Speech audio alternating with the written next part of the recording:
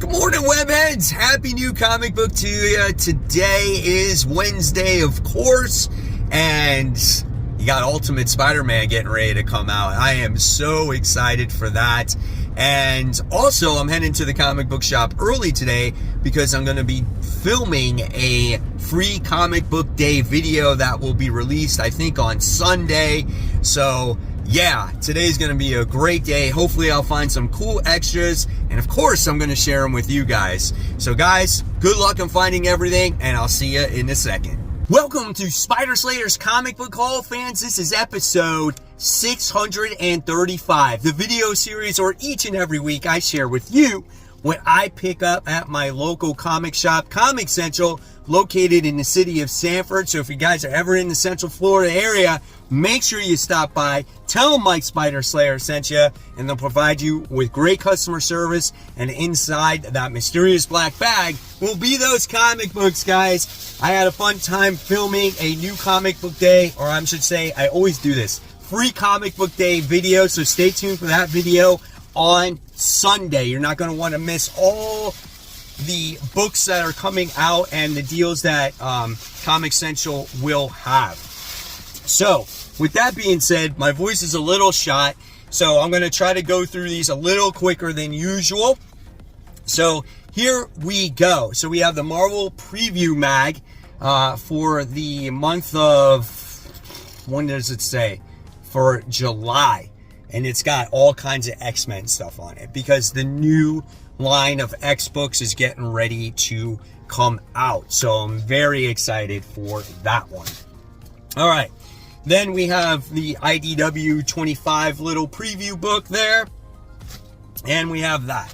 So now let's go into the back issues that I picked up for this week and maybe some little variant covers. So the first thing I wound up getting is X-Men issue 242. This is the Inferno storyline.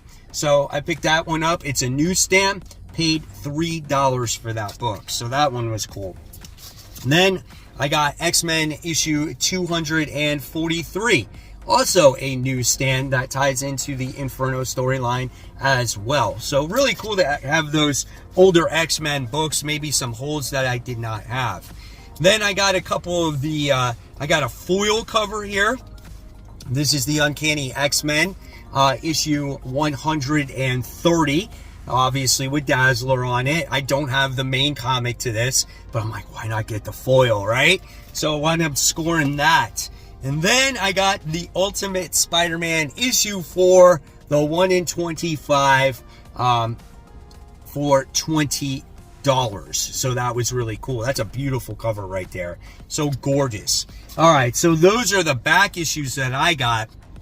Now let's look at the books that I picked up for the week. And the first thing is Amazing Spider-Man issue 48. This is continuing artwork with Todd Knock on it. Cool cover here as you get to see these two fighting, and then you get to see the reflection in the background. I like the attention to detail there. This story has improved. We have Chasm in here, the Queen Goblin, and it looks like they will be going and facing off against Spider-Man here, and Spider-Man is protecting Betty Brant. So pretty cool. This has been much improved ever since Gang War, so I'm looking forward to it. And then, of course, I got the Vampire variant. So I thought this was a cool looking little variant cover, paying homage to Giant Size Dracula issue 3. Then I wound up getting the Avengers. This is issue 13. This is connected to the Fall of X because Tony Stark is in this book, and they are all fighting the Orchis Sentinels. This is going to be a blast. I really liked the last issue. Check out all the Sentinels there, man. That's overwhelming. Their little base of operations called the Impossible City. Lots of action going on in this comic.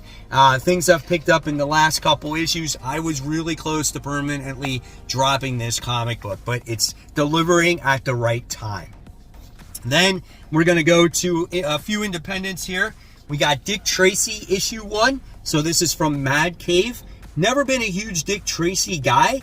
But it's a new number one, and there's not many new number ones coming out this week to talk about on Worthy One. So I was like, I have to pick this up. And this looks a little darker than, what you're used to from Dick Tracy. So this is something that, could very much well interest me. All right. And then we have from Image, Duke issue 5. This is the conclusion to this story, guys. And this is the first Energon book that is actually ending. And we're going to get to see Destro in here. And it looks like he's going to be fighting Duke in this issue. We get to see the bats. Man, I cannot wait to see where Duke is going to go in the future once this series is over. Then we have Once Upon a Time at the End of the World. We're on issue 14 of this book.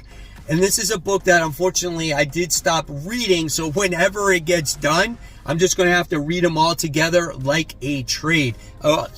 Excellent story, an apocalyptic story that Jason Aaron is writing here about these two people that have met and they have come together during, tough times during this apocalyptic situation.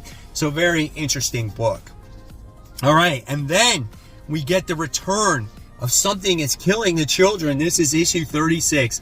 Erica Slaughter is back. It looks like we're going to dive deeper into the character's history, get to learn more about her, so you feel attached as a reader. So I'm very much looking forward to that. Great story. One of my favorite stories that James Tynion is currently writing.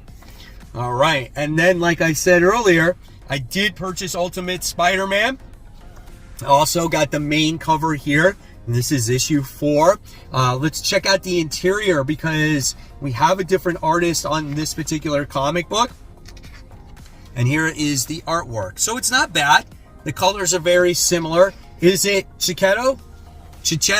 No, but this art looks good. I felt like it complements it well. It's not jarring. It's not completely different, right? We get to see Gwen Stacy. You get to have a dinner together. I don't know, man. We'll see. Could be really good. Then I got the main cover for Uncanny X-Men issue 130. Are you guys still believing the Taylor Swift hype? I don't know. But let's check out the old school feel for this comic book, man. Looking forward to hopefully diving deeper into this and actually reading it, right? All right. And then we have The Creature from the Black Lagoon Lives. So this is a modern tale of the creature of the Black Lagoon. So it's not like old school, right? And let's check out the interior art in this book. And I heard from the guys at the shop telling me that this story was absolutely phenomenal. So if this is something that you're on the fence about, you're not into old horror movies like Dracula, the Werewolf and Frankenstein, or The Creature from the Black Lagoon, you might want to check this one out, guys. All right, so before we continue, I just got to give a shout out to my webheads out there. Our first shout out goes to Tom, who says this Alex Ross Fantastic Four cover for the Blood Hunt event is simply awesome. Listen, I don't read Fantastic Four, and I am definitely going to be picking up this cover. And if you don't read Blood Hunt and you love cover art, this is something that you should pick up. Look at those vampires just eating the flesh, or trying to eat the flesh off of Mr. Fantastic. That is freaking awesome, dude. Love that cover. Thanks, Tom, for sharing. And then we have Will, who's showing off his X-Men comics and his X-Men action figures that he most recently got at his local toy show pickup. So very cool, Will, for sharing that. And then we got this post here from Rob, which I love. It says, okay, what in the world did I just read? Is it just me, or did this comic just not make any sense? I kind of like the art. It's so unique that I kind of dig it. And I felt the same way. But the story, it was just like a bunch of random word salad. I agree 100%. And then Bill Schroeder replies on a screenshot from my video where I was like, yeah, not available, because this book is all over the place. So thanks, guys, for sharing. And then we got the post of the day here from Joshua, who says, always keep your eyes posted. You never know what you might find all these books found at the county dump. Are you kidding me? Like, when I went to dig in the comments on this one, it was Bill has a friend, or Joshua has a friend that works at the dump, and I guess found these books and then gave them to him. I think that's insane, dude. Like, how do you just throw away these comic books? Are you just clueless on what you have? My gosh, man, it is true. You never know what treasures you can find. So guys, if you want to get shouted out on future New Comic Book Day hauls, just head on over to Facebook, search the group called Comic Book Corner 2.0 Webheads Unite. Once you find the group, you got to answer a few questions, follow the rules of the group. It's absolutely for free. There's over 2,100 members, and once I approve you, you'll have access to this wonderful community where we talk anything and everything about comics mostly. And you can talk about your CGC grabs. You can talk about stories that you're currently reading. You can talk about your comic book day hauls, all kinds of great stuff. And like I said, you never know when you could possibly get shouted out on New Comic Book Day hauls. All right, so continuing on, we have a nice little variant of Something is Killing the Children, issue 36. Look at that art germ variant. Absolutely gorgeous. Look at the facial expression on Erica Slaughter. It says it all, man. She's fighting something there. So cool. So cool. And then from DC, I only got 2 books from DC. And I got Power Girl issue 8. Why? Because it ties into the House of Brainiac. I want to see what this tie-in story has to offer with Crush. Here is the interior artwork in here. Does Power Girl actually fight some like Brainiac or cyborgs or whatever it is? I don't know. We'll see. But it's a tie-in. We'll give it a try. I had to give another DC book a try, guys. Then we want to get in Green Arrow. This is issue 11. We get to see Ollie come with a reunion with his Arrow family. He's with Roy Harper. They had to get the confessional mask, and now they're fighting like a fake JSA where the confessional place is, right? How they handle that, I don't know. How they deal with Amanda Waller, I don't know. But all this stuff is leading to the absolute power stuff. So I'm looking forward to this issue. All right. Then it looks like we're going into more Marvel stuff, and we got Wolverine Madripoor Knights. This is issue 3. Fun series. You got Black Widow, Wolverine, Captain America teaming up with each other, going after all this alien stuff, and they're trying to retrieve it. It's in Madripoor. It takes place after Uncanny X-Men. So pretty cool, man. This is after, again, Uncanny X-Men issue 268. All right. Then for fans of Superior Spider-Man, we're on issue 6 here. So wound up picking up this boy. It leaves with a crazy cliffhanger with Spider-Boy. It's super weird how like Dr. Octopus tries to possess him to become the Superior Spider-Boy. It doesn't tie in to what's going on in the main Spider-Boy book. So that's why I'm kind of confused on it. But hey, it is what it is at this point, right? And it's good. It's entertaining. It's got Mark Bagley artwork. All right. We're going to talk about Jackpot and Jackpot and Black Cat issue 2 tomorrow on Worthy Ones, because there's only like 2 issue 1s I picked up. So I want to do follow-up issues on the issue 2s. So we're going to talk about it. We're going to see what it has to deliver. I feel like if it wasn't for Black Cat in the first issue, this series would totally, completely suck. But Black Cat is the one that makes it. I can't stand Paul. Jackpot, Mary Jane's power set is horrible. Look, he's all emo and depressed. Maybe she's going to divorce him. I don't know. But we'll see what happens. It looks like everyone's sad in this issue. We'll see. It could make for a very fun time. All right. Then we have Blade. This is issue 10. Final issue, guys. We're going to see how Blade destroys the Adania in this book. And does this give you clues of what's to come for Blood Hunt? I don't know. We'll see. But I'm definitely much looking forward to it. And then we have Spider-Punk Arms Race. This is issue 3. I feel like this book has gotten a lot darker after the second issue. And that's what, has me more excited to read this book. I love the artwork in there. This Dr. Octopus is very evil, diabolical. Like, check him out, man. Super dark. I feel like he's darker than the main universe Dr. Octopus. So, and the artwork has a very distinct feel for it. I think Cody Ziegler does a nice job with this book.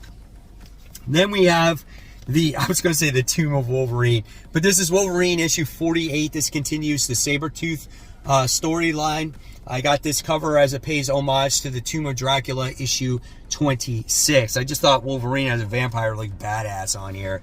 So we'll see what the Sabretooth War has to offer in this issue. Look at that. It's just like real bloody right from the start. So really cool stuff here. Overall, fun book. I don't like the Exiles all that much. I like the fighting between Wolverine and Sabretooth. But it's been a fun read. All right.